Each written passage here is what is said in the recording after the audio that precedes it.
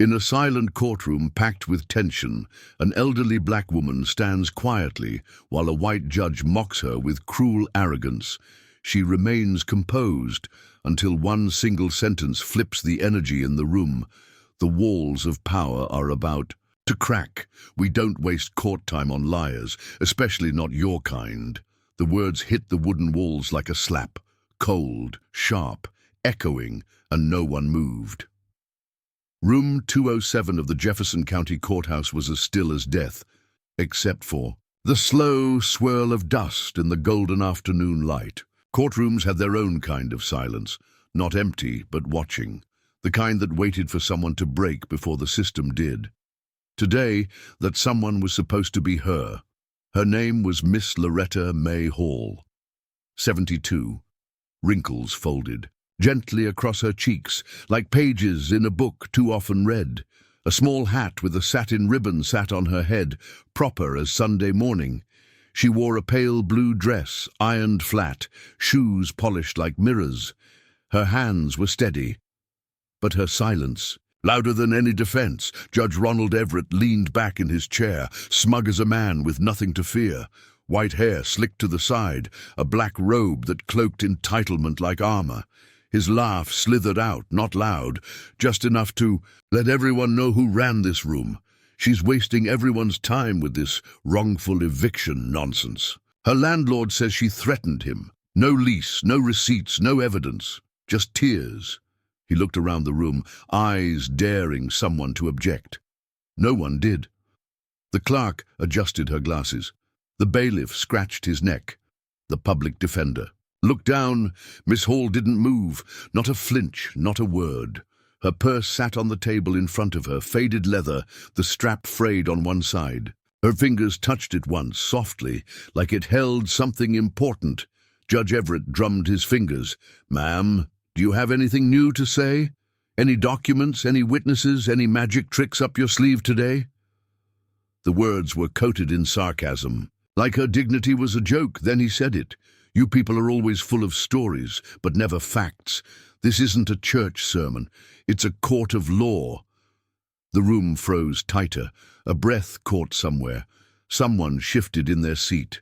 Miss Hall slowly raised her head. Her eyes, brown, deep, ancient, met his. Still no words.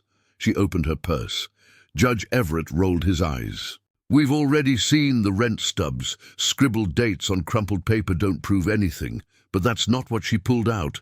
A small, black notebook. Thick spine, worn edges. She opened to the middle. "This," she said finally. Her voice clear, calm, southern sweet, but steel beneath it, "is the record of every payment I've made. Not just to the landlord, to the city, to the housing office, and to your clerk." Whispers fluttered like birds. Judge Everett leaned forward. "Are you accusing my staff of wrongdoing, Miss Hall?" She didn't blink. "No, sir. I'm just showing you facts. I thought you liked those." It was the way she said it, not loud, not angry, that made the walls shift. She handed the notebook to the clerk. Judge Everett's smile faltered for half a second. Then it returned, thin and forced. The clerk flipped through the pages. Her face changed. "What is this?" the judge asked. The clerk didn't answer right away. Then she swallowed. "These are notarized logs and copies of money orders, dozens of them. Some have city stamps." A pause. Somewhere in the back, a young man in a navy blue suit stood up, late 30s, clean-cut, presence like a loaded gun. The judge noticed him too late. "Excuse me," the man said, his voice cut clean across the tension. "I'd like to request permission to represent the plaintiff." Judge Everett narrowed his eyes. "Who are you?" The man stepped forward, eyes locked on the judge. "I'm Assistant U.S. Attorney Langston Hall. Miss Loretta Hall is my mother." Silence exploded, and Judge Everett's face turned ghost white. He'd laughed at her like she was nothing, but now her son had stepped into the room, and suddenly the law wasn't on the judge's side anymore. Judge Everett's mouth opened, then shut again. Langston Hall stood still in the center aisle, his shadow stretching long under the dusty light. He wasn't dressed for drama, no flashy tie, no loud statement, just a navy blue suit with a silver pin on the lapel, but the room bent around him. Power wasn't always loud. Sometimes it just walked in and everyone stood a little straighter. "I asked you a question," Judge Everett said, voice thinner now. "Who gave you clearance to step in on this case?" Langston didn't flinch. "Federal code allows for immediate intervention when due process is compromised, Your Honor. Section 241 of Title 18. Violation of civil rights under color of law." Judge Everett's fingers tightened around his gavel. "This is a municipal housing case, not a federal matter." Langston walked forward, slow, calm, like a man who'd been here before, but rarely had to speak to get things done. "You're right, it was. Until you laughed at my mother for invoking her rights, mocked her publicly, dismissed notarized documentation, and allowed slurs to be spoken without objection. That moved it into my jurisdiction." A murmur rippled across the benches. Judge Everett's gaze shot to the clerk. "Cut that from the transcript." Langston raised a brow. "Already recorded, sir. This court is live-streamed. External media has the footage. So does my office." The judge stood abruptly. "Bailiff!" "Don't," Langston said, turning toward the bailiff.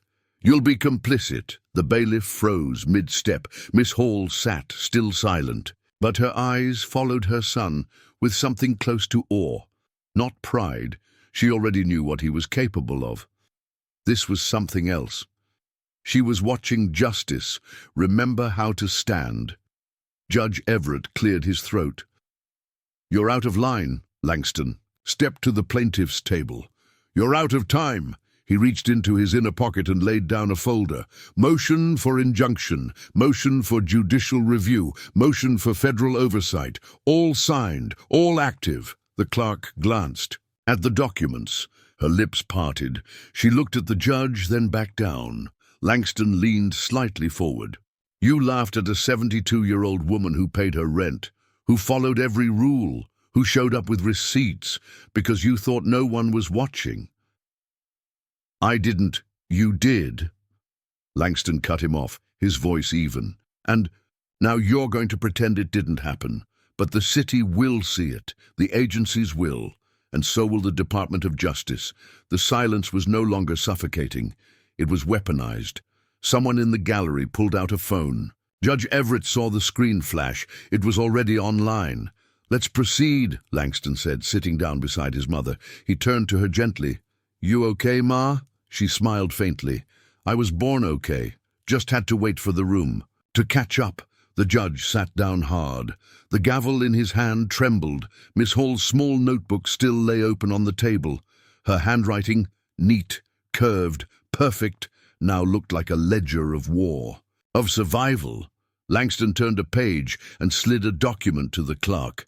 A sworn affidavit from the building supervisor confirming payment and harassment, dated 3 months ago, never reviewed, never called in for testimony.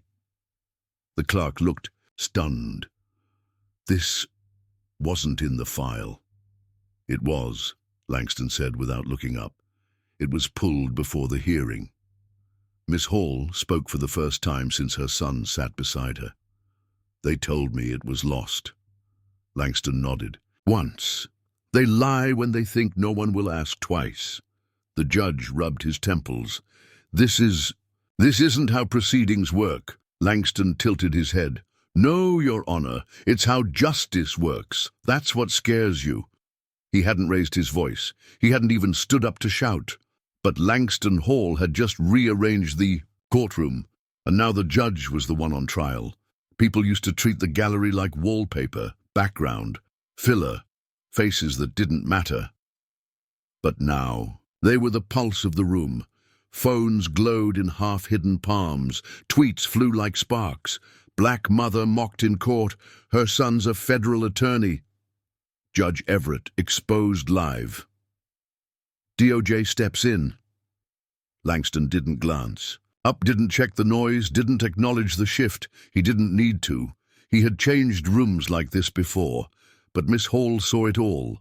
A young black girl, no older than 20, leaned forward near the back, eyes wide, mouth slightly open. Her phone trembled in her hand as she whispered to the woman beside her, "That's her son? That's her son?" It spread like brushfire. One man stood and quietly stepped out the side door, a local reporter, known for staying close to City Hall. Another snapped a picture of the notebook left open on the table. Judge Everett tapped his gavel. Too late and too weak. "Phones off or you will be removed." But the threat was empty now. The room had already slipped from his grip. Langston turned a page in the affidavit. Let the record reflect that this court failed to acknowledge submitted evidence and disregarded prior complaints about the property manager, Mr. Edwin Calloway. Judge Everett's face flushed red. Mr. Calloway is a respected landlord in this city. Langston's eyes didn't rise. He's also under investigation for tax evasion and discrimination. You'd know that if you'd read the file instead of laughing through it. That stung, and the gallery saw it. Miss Hall shifted in her seat. Her movements were small, delicate. But every motion now carried weight. This wasn't just about housing anymore. It wasn't even just about race. It was about who this woman was allowed to be in public, and who they thought she couldn't be. "I didn't know he was her son," the bailiff muttered under his breath. The judge heard it. He snapped, "And if you had, would it change the law?" Langston looked up. The law didn't change, just the audience. There it was again, that cold, calm voice that cut deeper than any scream. The judge stood up suddenly, needing to move, needing to control something. "I need a break." "No," Langston said without looking up. Silence. Bold. Blasphemous. Judge Everett glared. "You don't get to dictate this court." Langston finally met his gaze. "I'm not dictating. I'm protecting. This court has already violated due process. There will be no recess. There will be accountability." The bailiff looked away. The clerk lowered her head. And in the gallery, someone whispered, "He's not scared of him." The tension twisted. Langston leaned closer to his mother, whispering something only she could hear. She smiled. Not big, not wide, but real. And for the first time, the judge looked uncertain. He turned to the clerk. "Is the affidavit valid?" She hesitated. "It is." "Was it submitted before the hearing?" "It was, date-stamped, signed." His hand hovered above the gavel again, but he didn't slam it. He just stared at it like it might save him, if he held it long enough. Langston placed another document on the table. Financial records from the city clerk's office show a chain of payments leading to this courtroom, some unusual deposits, matching dates with her court filings. That's what pulled me in. The room stiffened. "You're accusing this court of financial misconduct?" Everett asked. "No," Langston said. "I'm exposing it." The judge had worn the robe like a shield, but now it was unraveling, thread by thread, and the courtroom was no longer his kingdom. Judge Everett's fingers gripped the gavel, like it was an anchor in a storm. He needed to restore control, fast.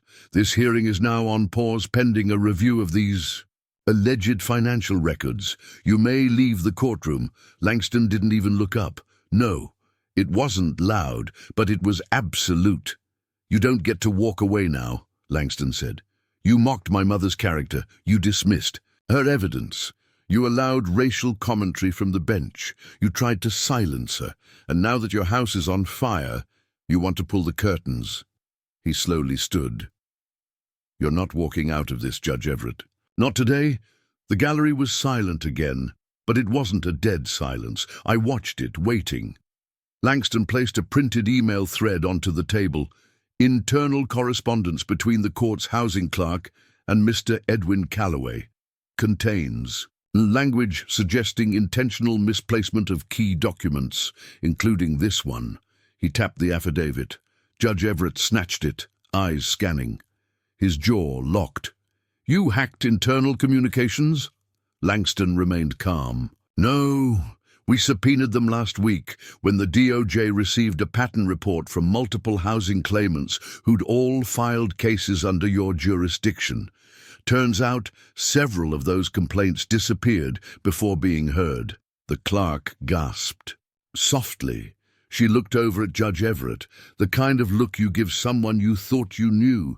The judge stumbled back a step. That's hearsay. None of this proves... Langston cut in again, his voice sharp now. It proves enough.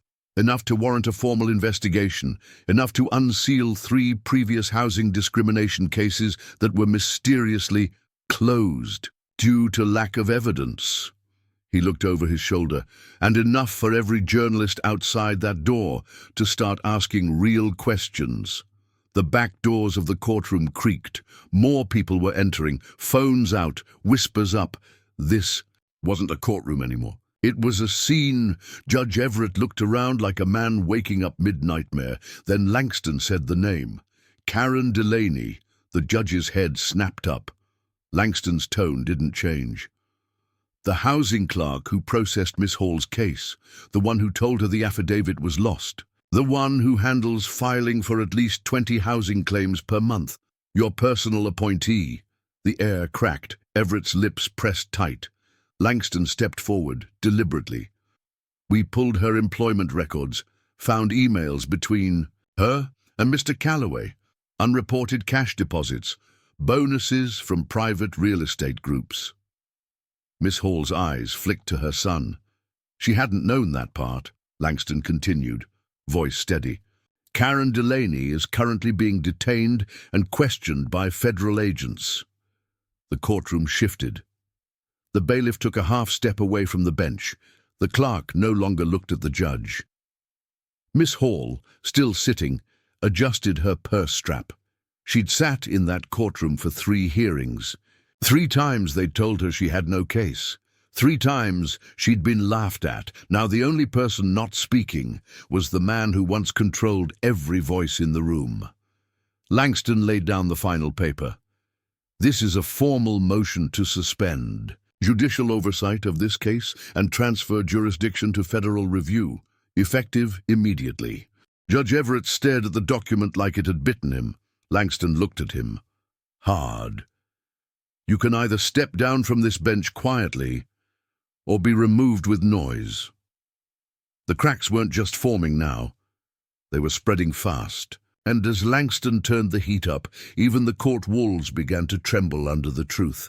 Judge Everett didn't speak. For the first time in over 20 years, he didn't have a single word to say from the bench. Langston waited. Let the silence sit. Let it sink in, because some truths don't need to be shouted. They just need a still room to land. Miss Hall folded her hands in her lap. She had seen powerful men fall before. In war, in court, in backrooms where no one said a thing out aloud. But watching one crumble in broad daylight under the very oath he'd sworn to uphold, that was something else entirely. Judge Everett finally inhaled. You want me to believe that my clerk, my staff, were working behind my back? Langston didn't blink. No, I don't want you to believe it. I want you to remember it, because the paper trail does. He tapped the motion again. And for the record, Karen Delaney already confessed. We have recordings. The clerk beside the judge shifted in her seat, her discomfort now impossible to hide. Her hands gripped the table as if her conscience was catching up with her. Langston's voice softened, but it didn't lose its weight. The question isn't whether you knew, Judge Everett. The question is, what did you ignore? That question landed like a punch. In the back, someone whispered, "Damn!" The judge's eyes darted around, desperate for an escape hatch. But there wasn't one. Not here. Not anymore. Langston leaned back slightly. Multiple residents filed similar complaints. All low income, all black, all dismissed by your bench. What are the odds? Everett's voice cracked. Are you accusing me of racism? Langston answered flatly. I'm accusing you of protecting people who profited from systemic harm. Call it whatever helps you sleep. The words were surgical, precise. Miss Hall, still seated, finally looked up at the judge. Her gaze wasn't angry. It was heavy, like generations of injustice staring through him. "You didn't just laugh at me," she said quietly. "You erased me. You thought I'd go home, cry into a Bible, and let the wind carry it." The courtroom didn't breathe. "I've buried 3 children, worked 50 years, cleaned buildings you don't remember walking through. And I remembered everything, every date, every cent, every dismissal. I wrote it all down, because I knew one day someone would ask." She looked at her son, then back at Everett, "and I prayed it would be someone with a badge that couldn't be torn up." The gallery stirred. Some stood. Not to leave, to see better. Langston pulled a final document. Miss Hall is not just seeking reimbursement, she's seeking justice for herself and for every tenant who came into this courtroom and left unheard. He placed the file in front of the clerk. "Here's the list. Pages, names, dates, case numbers that had been closed." One by one, the courtroom saw them. Langston nodded to the clerk. "We've already reopened 12. The DOJ will contact each individual, and this courtroom will be audited." Judge Everett sat back like the wind had left him. He didn't deny it. Couldn't. Langston straightened his cuff. "Your Honor, respectfully, step down. Before the headlines, write it for you." The gallery once sat silent, afraid of power. Now it was rising, not with rage, but with realization. The system that laughed at Miss Hall had just been caught whispering backroom secrets, and the reckoning wasn't over. The notebook sat in the center of the table like a weapon. Not a gun, not a knife, but something far more dangerous to a man like Everett. Proof. Every entry was dated, every amount logged. Miss Hall had used the same black ink pen for 7 years. Neat cursive, no smudges, like a soldier logging her mission. No emotion, just the truth. Langston slid the notebook to the clerk. "Photocopy and scan every page. Submit to the Oversight Committee. It's Exhibit A." The clerk took it like it was radioactive. Miss Hall looked straight ahead. Her hands were folded again, but this time they weren't still. Her thumb tapped against her palm. Slow, steady, Langston noticed. "Is she okay?" he whispered. "I'm not tired," she said gently.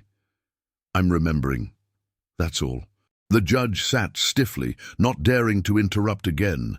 His silence wasn't strategy anymore. It was survival. Outside, sirens passed in the distance. Inside, the gallery buzzed quietly with energy. People weren't leaving, they were arriving. Word had spread through the courthouse like smoke.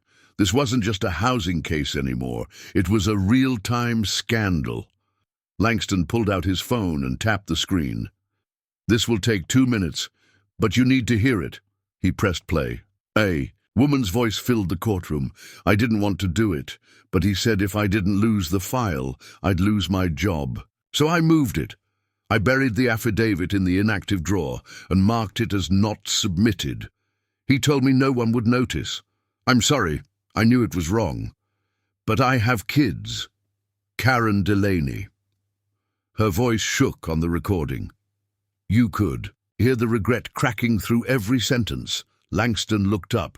That was taken 2 hours ago, admitted freely under federal questioning. She confessed to manipulating at least 5 files, all belonging to black tenants facing eviction, all tied to Mr. Calloway, all ruled by Judge Everett. The judge's eyes darted to the clerk. You knew about this?" The clerk looked wounded. "No, sir, I didn't, I swear." Langston stood.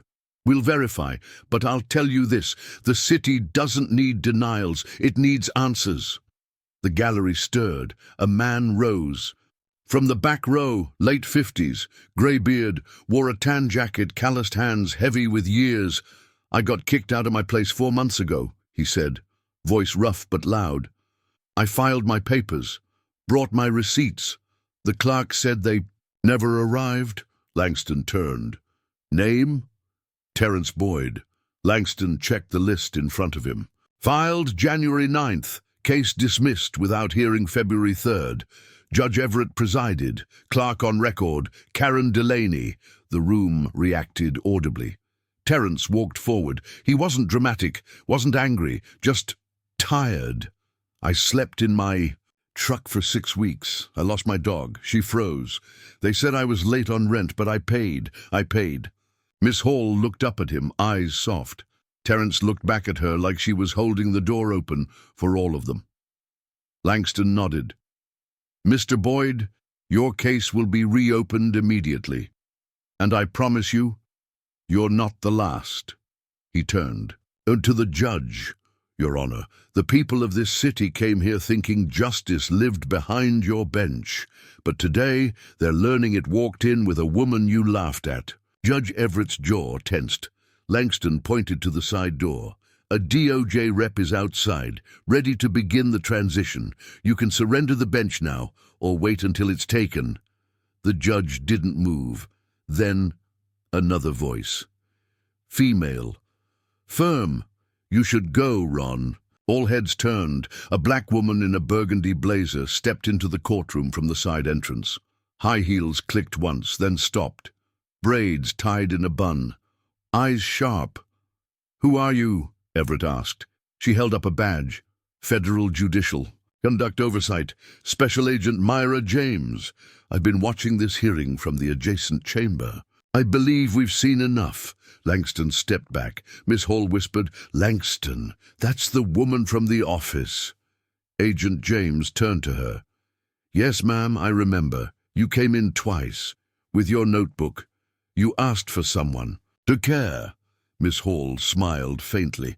And I guess someone finally did. James walked to the bench. Ronald Everett, you are hereby removed from active judicial duty pending formal investigation. Your docket is frozen. Your cases are flagged. We will review all rulings under your supervision for racial bias and misconduct. Everett deflated, not collapsed, not broken, just emptied, like the robe had been filled with smoke this whole time. And now it was finally leaking out. Justice hadn't arrived with noise or fists. It walked in quietly with a notebook. And a son who refused to kneel. But the system wasn't done cracking yet, because for every exposed lie, another name was waiting to be spoken. The courthouse lobby was full now. Not lawyers, not of guards, but of people. Mothers clutching eviction notices. Fathers holding photos of their kids, elderly men with canes, teenagers with tired eyes. The city had heard what happened in courtroom 207, and they came carrying their own stories. Inside, the judge's chair sat empty, but the courtroom wasn't. Miss Hall sat where she always had, in the plaintiff's seat, her hands resting gently on her lap. Langston beside her, calm, focused. But his jaw tensed every time another name was called from the crowd outside. They were keeping a list. It was already 3 pages long, names, dates, case numbers. Some had documentation, others didn't, but they remembered. And now, for the first time, someone else was remembering them. Terence Boyd stood in a corner, holding his case file like a life raft. The girl from earlier, the one who had whispered, "That's her son," sat beside him, typing everything into a laptop. She wasn't a journalist, just someone who decided this moment mattered. Langston turned to Agent Myra James. "You've seen enough to issue a full investigation?" "More than enough," she said. "This isn't just a judge's failure, it's a chain. Clerk, landlord, city funds, all connected." She paused, and it started with a notebook. Miss Hall didn't smile at that. Not exactly. But her shoulders sat a little straighter. Langston stood. "I'd like to formally request that this courtroom be used as a temporary intake site. Let the people speak. Let them be heard. On record." Agent James nodded. "Approved. We've already deployed stenographers and intake staff." The bailiff, now stripped of his usual authority, opened the door. A woman in her 50s stepped in, shaking, holding a plastic grocery bag filled with envelopes. "My name is Diane West. I had a case 3 years ago." Judge Everett laughed when I said my rent receipt got eaten by rats, but I had proof. I mailed it. They said it never arrived. My kids and I had to sleep in a shelter. Langston stepped forward, gently guiding her to the seat where Miss Hall had sat. "You're safe here, Diane. Tell us everything." One by one they came, a former janitor who'd lost his studio after his rent check bounced, despite having a receipt. A retired nurse whose disability filings had vanished before. Court, a war veteran who'd filed 5 times and never even received a court date, and all of them. Black, poor, unheard until now. Langston's list grew, so did the weight in the room, but so did the strength. Miss Hall watched them, her eyes full, not tears, something heavier. She whispered to Langston, "I wrote it down for me. I didn't know. It'd be for all of them." He leaned close. Sometimes God makes witnesses before he makes warriors. Suddenly, a man pushed through the door. Red tie, expensive suit, nervous sweat. He walked straight to Langston. "Mr. Hall, Langston cut him off. "Mr. Jenkins, City Housing Director." Jenkins nodded. "I'd like to issue a public apology. I had no idea." Langston's eyes narrowed. "No, you didn't, because it was easier not to." Jenkins flushed. "The mayor's office is drafting a city-wide response.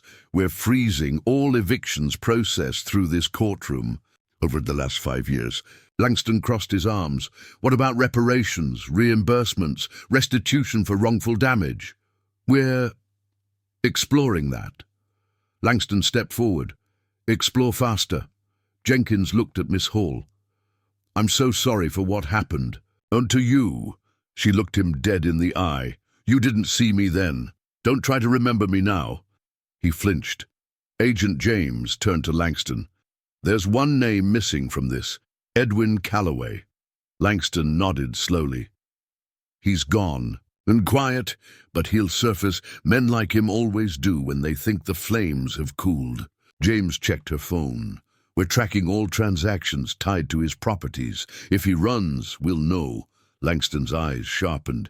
"He won't run. He'll retaliate." Miss Hall heard that. She didn't flinch. She just reached for her notebook, now photocopied, sealed and preserved, and from her purse she pulled out a second one.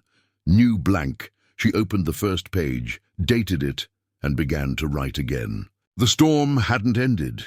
It had only cleared the air. Now the real reckoning would begin, and Miss Hall, the woman they thought was powerless, had just picked up her pen for round 2. The Jefferson County Records building stood tall but tired. Gray concrete, rusted window edges, the kind of place where files went to be forgotten. Tonight it was on fire. Flames licked the sky in thick orange tongues. Sirens wailed from every corner. News vans surrounded the block, anchors yelling into microphones as camera lights flickered against ash. Someone had tried to erase everything. Langston stood across the street with Agent James, jaw clenched, eyes reflecting fire. 4 years of housing cases were stored here, she said, her voice bitter. No digital backup. They did it on purpose, to keep things untraceable. "Everett?" Langston asked. "Maybe, but more likely Calloway. We traced a burner phone to one of his property managers 30 minutes before the fire started." Langston shook his head slowly. "That coward's torching paper while mothers sleep in their cars." Behind them, Miss Hall sat in the back seat of a black government sedan, watching the flames like she'd seen worse before. Because she had. "I told you," she whispered, more to herself than anyone else. "They don't erase mistakes. They burn the evidence." Langston approached the car. "Ma, we're moving you to a safe location for the night, until we know Calloway's next move." "I'm not scared," she said. "I know," he replied, "but I still need you safe." She nodded once, then held up her new notebook. "I already wrote down the names of everyone in that building, janitors, clerks, mailroom boys. I remember who handled my files. Even those who smiled at me were funny." Langston smiled despite the tension. "You've got a better memory than our entire justice system." I had to, she said. When the system forgets you on purpose, you learn to remember yourself. Inside the fire zone, firefighters battled the blaze, but the structure was caving in. Agent James turned away from the wreckage. We're going to lose a lot of cases tonight. Langston replied, we won't lose the people. And then his phone buzzed. A text. Unknown number. You're making a mistake. Pull back, while you can. Langston showed it to James. She narrowed her eyes. We've got a leak. Langston scanned the rooftops, the windows, the alleyways. Nothing obvious, but someone was watching. He turned to Miss Hall. We're changing your location now. I'm not running, she said again. You're not, you're relocating, like a queen repositioning on a chessboard. That got her to smile. They drove in silence for a while. City lights blurred behind them.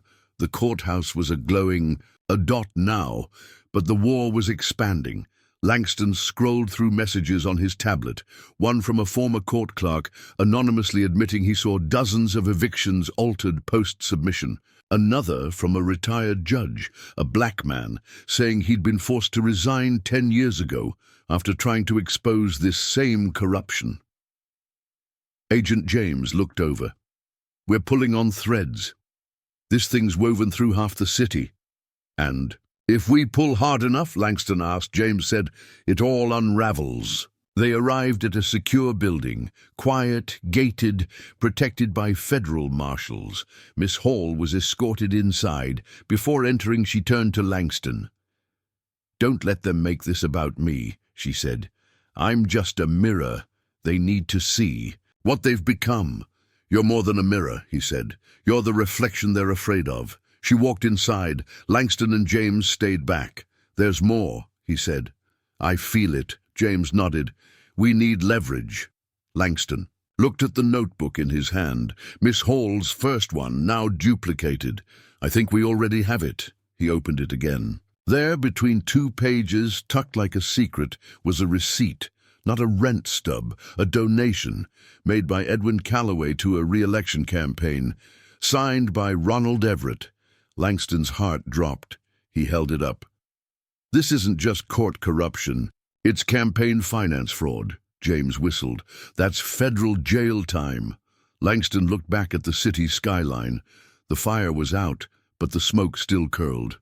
We're not just blowing up a courtroom, he said. We're cleaning out the rot. The fire tried to burn the truth away, but a notebook held more power than flames. And now, the very thing they mocked Miss Hall for had just become their undoing. By dawn, the courthouse steps were no longer empty. They were crowded, posters, microphones, reporters shouting into cameras, handmade signs reading, "Justice for Miss Hall. No more silent courtrooms. We remember everything." Langston stood behind tinted windows on the second floor, watching the crowd rise like a tide. He wasn't surprised. Cities didn't stay asleep forever, especially not when the spark came from an old woman with a notebook and a spine made of steel. Agent Myra James joined him. News cycles turning. National coverage is picking it up. Miss Hall's story is viral. Good, Langston said. Let the world know who she is, but keep her face protected. No ambush interviews. James nodded. We've kept her off camera so far, but she's got fans already. Twitter's calling her the grandmother of justice. Langston didn't smile. Fame wasn't what she asked for. No, James agreed, but the truth found her anyway. Below, the crowd grew louder. Chants now. Shut it down! Open the files! She wrote it down so we could rise up. Langston turned away. She's going to need protection. If Calloway's still out there. James cut in. He is, and he's watching. Langston frowned. You have a lead. James nodded toward a live drone feed on her tablet. There, outside the courthouse. Tan coat, ball cap, watching the crowd but not recording. Standing still for over an hour, never chanting, never moving. Langston leaned in. That's him. Calloway. Hidden in plain sight. James tapped the screen. Facial recognition confirms. Edwin Calloway, using a fake ID registered under a shell construction company. He's blending in while we dig. Langston's hands clenched. "You want me to take him now?" she asked. Langston paused. "No, not yet." James raised a brow. "Why?" "Because he thinks he's still invisible. Let him hear the crowd. Let him know they're chanting because of her. Let him feel it." They both stared down at the protest again. Miss Hall wasn't there. She was still under protective custody, watching everything from a small screen inside her secure suite. She didn't say much. But when Langston had called that morning and told her about the fire, the protests, and Calloway, she had only said, "Write it down," and Langston had, in a new notebook of his own, because that's what she'd taught him. Memories fade, but the written truth stays sharp. James looked at him. "He'll run if we wait too long." Langston nodded. "Then let's make sure he runs. Right into a trap." Back outside, Calloway began to shift. The chants grew. Someone pointed toward him. His body tensed. Too many eyes now. Too much noise. He started to move, walking briskly toward a black SUV parked across the street. Langston grabbed the radio. Now! Agents swarmed from side alleys and hidden posts. It took 10 seconds. Calloway was face down on the pavement in front of Channel 9's camera van. The crowd went silent, then roared. Langston walked down the courthouse steps himself, the crowd parting like water. Reporters shouted questions. People shoved cell phones in his face. He ignored all of it. Stopped right in front of Calloway, cuffed and sweating. "You tried to burn it down," Langston said quietly. "But the truth was never in the files." Calloway sneered. "You think this fixes anything?" Langston knelt slightly. "No, but it starts something," Calloway spat. "You think she's a hero? She's an old lady with a bag full of receipts." Langston leaned in, eyes like fire. "She's the reason you're on the ground right now." Calloway turned his face, not in shame, in fear, because he knew now. The walls were closing in. Langston stood. Agent James approached, holding up her phone. "Miss Hall wants to speak to him." Langston held the phone to Calloway's ear. Her voice was calm, measured, a whisper that carried weight. "I remember every lie you told me, every look you gave me. You thought I was too old to matter, too tired to fight. But I wrote you down, Mr. Calloway. Page 14, with the date, with the amount. You're a footnote in my testimony now." Calloway didn't reply. The phone went silent. Langston stepped back and nodded. "Take him." As they hauled Calloway into the van, the crowd erupted again, and inside her safe room, Miss Hall quietly closed her second notebook, then opened to the next page. The face behind the fire was exposed. The man behind the curtain was now in chains, but justice wasn't done, because for every crooked judge and greedy landlord, there were still names left unwritten. The city was still buzzing. Headlines screamed, "Landlord behind court corruption arrested. Federal attorney brings down judge. Exposes scheme. Grandmother of justice, the woman who wrote it all down." But in a quiet federal safe house, away from the noise, Miss Hall sat at a table with her second notebook, pen in hand, eyes heavy but sharp. She wasn't writing names this time. She was circling them, cross-referencing, organizing. Langston entered the room holding coffee. "You haven't slept." "I slept too much when no one cared what I remembered," she said without looking up. He placed the cup beside her. "You've already done enough." "No," she said. "I did what was necessary, but now I need to do what's right." Langston sat across from her. "What are you working on?" She flipped the page. "These names," she said. "They came to court, but there are others, people I knew in the building who never got their day. Their files disappeared before court. I wrote them down. I thought I was just being thorough." Langston leaned in. "And now?" "Now I think they were erased before they even had a chance." She pushed the notebook forward. Langston scanned the names. Some had a note next to them. Moved suddenly. Evicted at night. Disappeared. He froze on one. Thomas Green, age 19, honor student, filed discrimination complaint. No record found. He checked his phone, pulled up the DOJ tenant intake list. Scanned. Thomas wasn't there. Langston looked up. "This one, Thomas, he's not in any system." Miss Hall's voice went low. "He lived down the hall from me. Smart boy, raised by his grandma, said he was going to sue the city for neglect. Next thing I knew, he was gone. Just gone. No notice, no truck, no phone, like he'd never been there." Langston stared at the page. "You think they made people vanish?" She didn't answer. Just tapped the pen twice on the name. Outside, sirens howled somewhere distant. Inside, Langston's world turned cold. "James needs to see this." He took a photo of the page and forwarded it. Seconds later, his phone buzzed. "Agent James. None of these names are in the court system, not even flagged." "How is that possible?" Langston texted back. "Because they never got filed. They were scrubbed." He looked back at Miss Hall. "We're not just dealing with bad judges and greedy landlords. This was a machine, designed to erase the poor before anyone noticed." Miss Hall folded her hands. "So let's make them visible again." Later that day, Langston stood before a newly gathered DOJ task force. A projection screen showed Miss Hall's handwritten list. "These names," he said, pointing, "are missing from every court docket. But their complaints were real. These are people who tried to fight and were buried before they began." Agent James stood beside him. "We've already confirmed 3 of them had active leases but no eviction paperwork, meaning their removals were illegal." A young analyst raised his hand.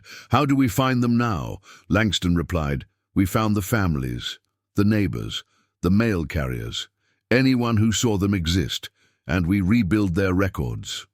Name by name." The task force nodded. Langston pulled out a folder. "And we start with Thomas Green." Outside, protests still gathered. But now there were new signs. "Where is Thomas Green?" "Bring them back into the record." "Back in the safe house," Miss Hall kept writing. She wrote as if the world depended on her remembering what it had chosen to forget. Because in many ways, it did.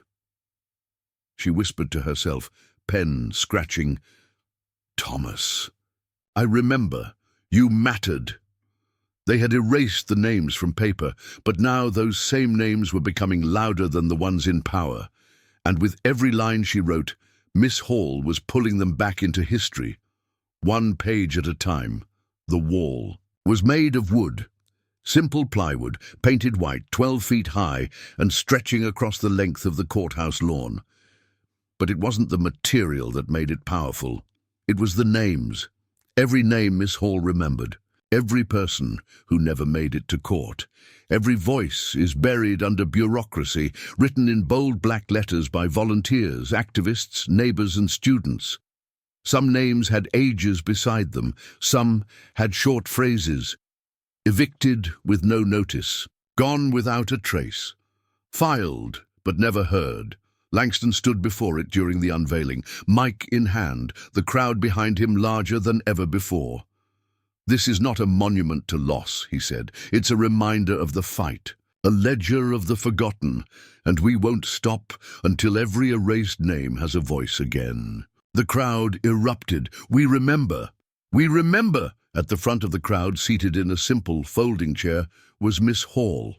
She didn't chant, she didn't stand, but she watched each name go up with eyes that hadn't blinked in minutes. Langston walked over, handed her a marker. "You want to write the last one?" She nodded slowly, took the marker and stepped up to the wall.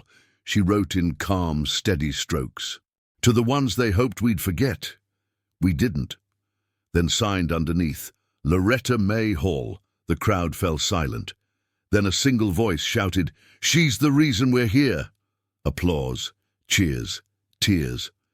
But not everyone was cheering. Across the street, behind tinted windows of a black sedan, a man in a grey suit watched through binoculars. He spoke quietly into a phone. "It's getting out of hand." The voice on the other end responded coldly, "Then handle it. She's just one." "Old woman." The man's eyes narrowed. "You don't understand. She's no longer just anything. The call ended. Back at the wall, Agent James stood near Langston. Her phone buzzed with alerts. Someone just tried to access Miss Hall's sealed file from a government database. Twice. Same IP address. Local. Langston's face turned stone. They're coming for her now. James nodded. We'll double protection. Move her again. No, Langston said. They want her to disappear like the others. We're not hiding her. We're amplifying. Her! He turned toward the cameras. Stepped back up to the mic. I want every media outlet watching to understand something clearly. If anything happens to Loretta May Hall, this city will not rest, and neither will I. Miss Hall heard that. She didn't flinch. But when she turned to Langston, her voice was low. They're scared now. Langston nodded. Good. It means they know the truth's bigger than them. That night, footage of the wall went viral. Hashtags exploded. Hall of Justice. Remember the erased. Where is Thomas? Green online sleuths began tracking missing tenants. Families submitted records. Even former city employees started leaking internal emails. One message leaked showed a directive from Calloway's office. Purge tenant records not aligned with financial interests. No trails. Langston read it aloud at a press briefing. This wasn't negligence.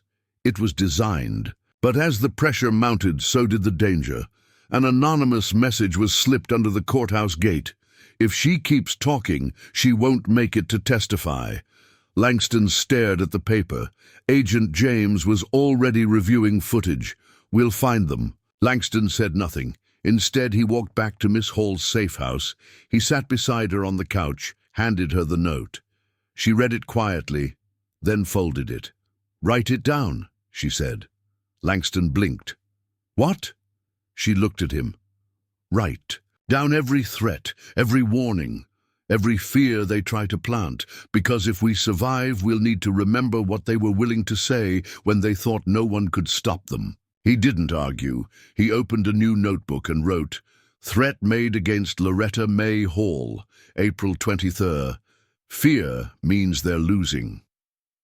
They wanted her erased, but now she was inked into the city's memory, and if they tried to silence her words would only echo louder. The federal courtroom was silent in the way thunder is silent just before it cracks the sky open. High ceilings, marble floors, American flags resting heavy in the still air. Cameras were discreet, but they were there. Everyone knew this wasn't just a hearing, it was history.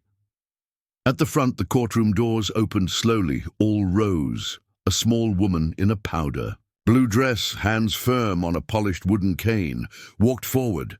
Each step of Loretta May Hall was deliberate, not hesitant, deliberate, as if her presence itself was a kind of resistance. She didn't wear jewelry, she didn't wear makeup, just a church hat and the weight of 1,000 names on her back. She took her seat at the witness table. Langston sat in the gallery, not breathing.